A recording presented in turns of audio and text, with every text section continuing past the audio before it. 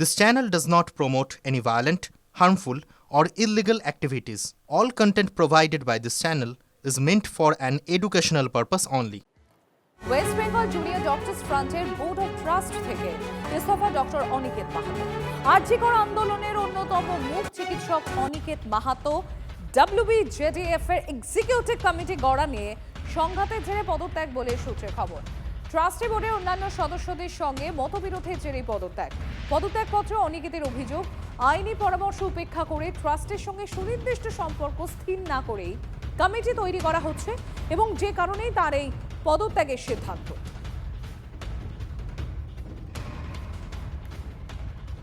সত্যি এই ঘটনাটা আজকে অত্যন্ত দুঃখের এবং বেদনা।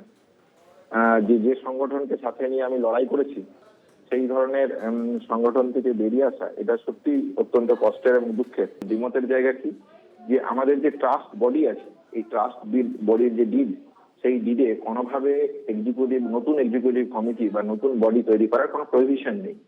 তাহলে আমি বলেছিলাম যে এই আইনি পরামর্শ নিয়ে এই পরিবেশনকে অ্যাড করা হোক এবং অ্যাড করে নতুন বডি তৈরি করা হোক, তাহলে সেই বডিটা একটা মান্যতা পাবে বা তার সত্যিকারের কাজ করার ক্ষমতা তৈরি হবে। পথ যখন প্রতিফলিত হলো না আমাদের জায়গা থেকে, আমার মতের জায়গা থেকে, তখন আমি মনে করেছি যে অভয়ার ন্যায় বিচারের লড়াইকে এগিয়ে নিয়ে যেতে হলে আমি যেভাবে এতদিন এগিয়েছিলাম সেইভাবে এগোবো। তাহলে এই দুই মতের কারণের থেকে আমার পদত্যাগ করা।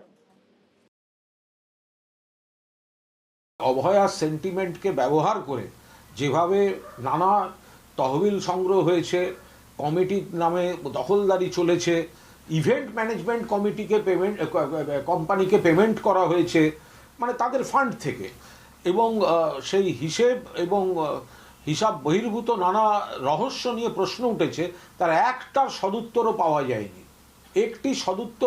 যায়নি।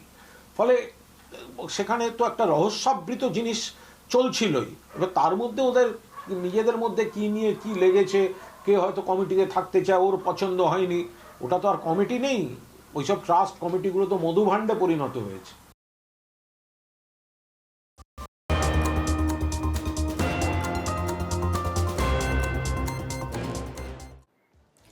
আবার খবরের দিকে একটু নজর রাখি। পশ্চিমী ঝঞ্ঝার কোপ থেকে শীত, দুদিনে 2 ডিগ্রি সেলসিয়াস বাড়লো কলকাতার তাপমাত্রা। কমলেশ রয়েছেন আমাদের সঙ্গে। কমলেশ, এই যে একটা জাঁকিয়ে শীত উপভোগ করতে সবই শুরু করেছিল বঙ্গবাসী, তিলোত্তমাবাসী, তাহলে সেখানে ছেদ পড়লো? হ্যাঁ, এটা ছেদ পড়লো অবশ্যই, তবে এটা সাময়িক ছেদ বলা যায়। তার কারণ এই পশ্চিমী ঝঞ্ঝার প্রভাবে আপাতত আগামী আরো 2 থেকে 3 দিন তাপমাত্রা বাড়বে। কলকাতার তাপমাত্রা বাড়তে বাড়তে হয়তো 15 ডিগ্রি, এমনকি 16 ডিগ্রিতেও পৌঁছতে পারে। জেলাতেও তাপমাত্রা 10 ডিগ্রির উপরে উঠে আসবে, যেখানে তাপমাত্রা 7-8-এ ঘোরাফেরা করছিল। এবং এইটা একমাত্র আশার আলো এটাই যে এই পশ্চিমী ঝঞ্ঝাটা এখন কাশ্মীর, হিমাচল বিভিন্ন জায়গায় তুষারপাত হচ্ছে, সিকিমেও তুষারপাত হয়েছে, দার্জিলিং এর উঁচু এলাকাগুলোতেও তুষারপাত হতে পারে। এই ঝঞ্ঝা সরে গেলে এই তুষার ছোঁয়া হাওয়া আবার সমতলে শীতের কামড় বাড়িয়ে তুলবে।